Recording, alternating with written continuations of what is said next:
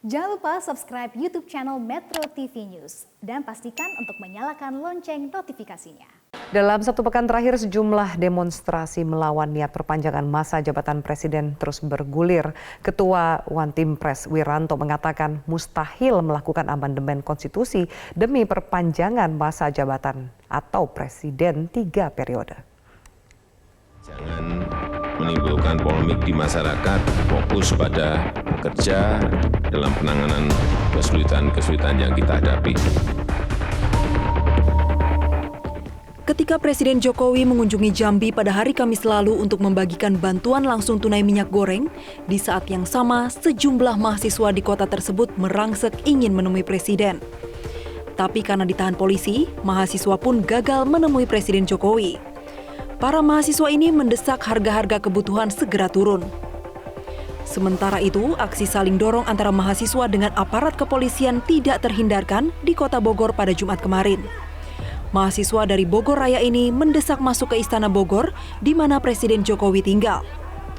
Beruntung aksi saling dorong ini bisa diredam dan demonstran kembali berorasi merespon isu diantaranya mengkritik kenaikan harga, penundaan pemilu, dan Presiden Jokowi 3 periode. Aksi serupa juga terjadi di Tasikmalaya. Sejumlah mahasiswa merangsek ke ruang sidang DPRD Kota Tasikmalaya.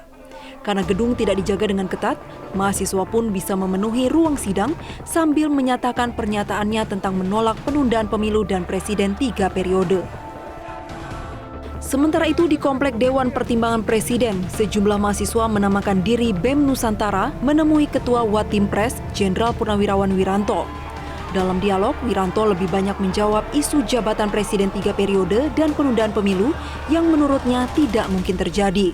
Yang pertama, karena menyangkut perubahan Undang-Undang Dasar 1945, berarti mengamandemen Undang-Undang Dasar, itu persyaratannya berat sekali. Di DPR sendiri, ya dari 9 partai politik, hanya 3 partai politik ya yang setuju ya untuk mengubah itu. Yang 6 partai politik tidak setuju.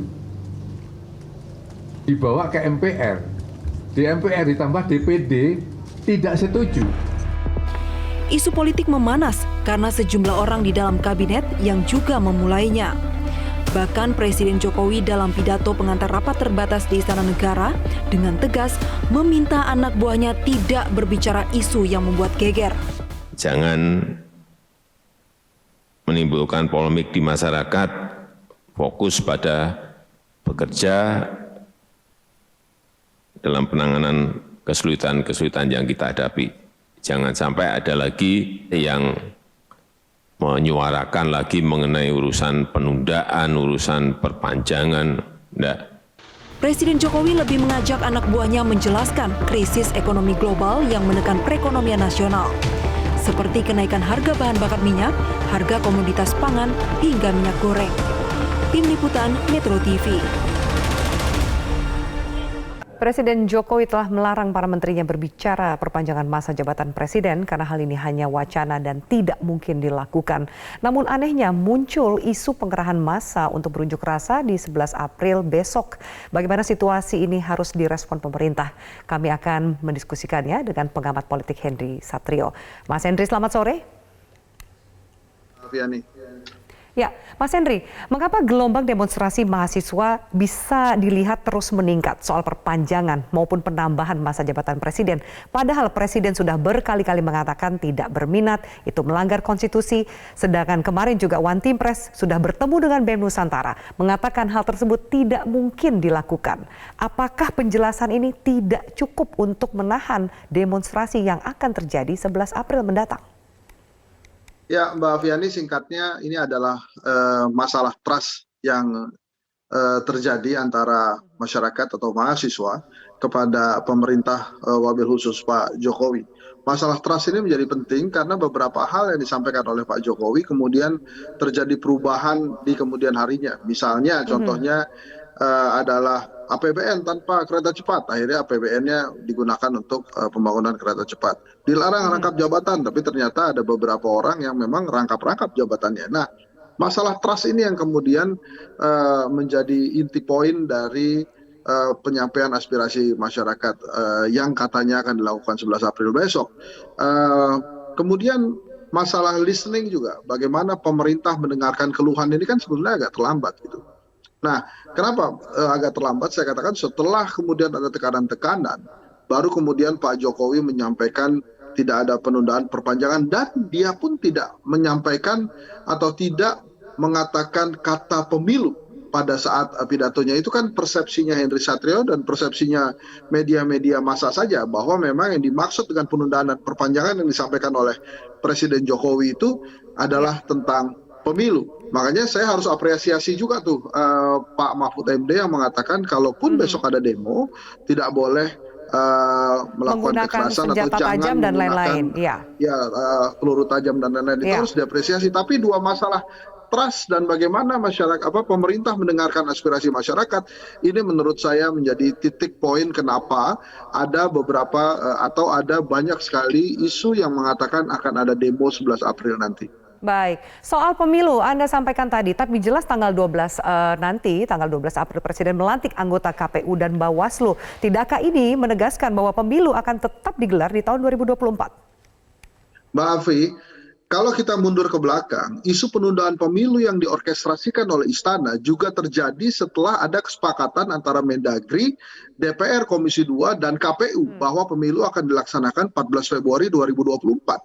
Jadi pada saat ketok palu, kemudian orkestrasi penundaan itu bagaimana mulai. ini Mas Henry? Kenapa?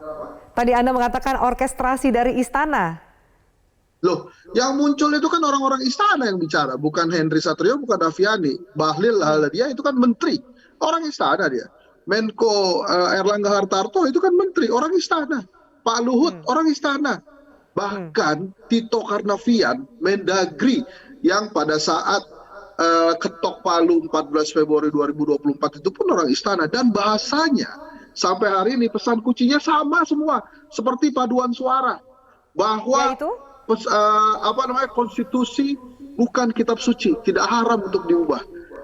Nah, jadi memang orkestrasinya terlihat jelas, Mbak Afi. Susah nih untuk Presiden, dibantah. Mas Henry, saya harus tanyakan lebih jauh. Presiden mengatakan dia berpegang teguh pada konstitusi, menyampaikan bahwa Undang-Undang Dasar Negara Republik Indonesia tahun 1945 membatasi masa jabatan presiden di 2 periode dan Presiden Jokowi akan taat. Tidakkah kemudian itu cukup tegas bahwa ternyata gelombang demonstrasi yang terjadi, terutama dari rekan-rekan mahasiswa, termasuk yang akan dilakukan nanti 11 April ini, apakah murni aspirasi, bukan agenda setting yang ditunggangi kepentingan politik lainnya? Cukup tegas, tapi kenapa kemudian para menteri itu berbicara bahwa konstitusi bukan kitab suci? Perubahan konstitusi bukan hal yang haram atau hal yang diharamkan. Kenapa mesti ada hal-hal seperti itu, Mbak Afi? Nah, ini menurut saya kembali lagi ke masalah trust tadi. Andai saja kemudian Pak Jokowi sekarang tampil mengatakan mari kita sukseskan pemilu 14 Februari 2024, mungkin isu itu akan selesai. Tapi Mbak Afi, yang disampaikan oleh masyarakat itu kalau kita lihat demo-demo yang terjadi bukan hanya tentang isu elit penundaan pemilu atau perpanjangan masa jabatan presiden 3 periode, tapi juga tentang bahan-bahan atau barang-barang yang memang melonjak naik harga-harganya. Baik, Mas Henry, demo yang rencananya akan digelar 11 April. Pertama, bagaimana harus disikapi oleh pemerintah, termasuk juga masyarakat? Karena ada ajakan-ajakan yang terkesan provokatif, terutama di media sosial, dan hoax sudah mulai banyak merebak. Kalau menurut saya, yang pertama adalah kalau dari sisi pemerintah harus mendengarkan aspirasi dari masyarakat. Masyarakat sering mendengarkan apa yang diinginkan oleh pemerintah dan patuh sekali masyarakat kita ini. COVID misalnya suruh PPKM kita patuh. Nah, saat ini yang diinginkan adalah sebaiknya memang pemerintah mendengarkan masyarakat. Dan terus kemudian yang kedua, bagi masyarakat yang memang ingin menyampaikan aspirasinya nanti bila memang itu terjadi ada demo 11 April, saya harus garis bawahi bahwa hindari kekerasan dan lakukan sesuai dengan apa aturan yang terjadi. Jadi kalau begitu hari gelap, pulang aja, bubar. Karena begitu hari gelap terjadi, bakal banyak yang bisa menyusupi aspirasi yang kegiatan akan disampaikan nanti. Baik. Terima kasih Mas Henry Satrio untuk waktu dan juga keterangan Anda di Metro hari ini.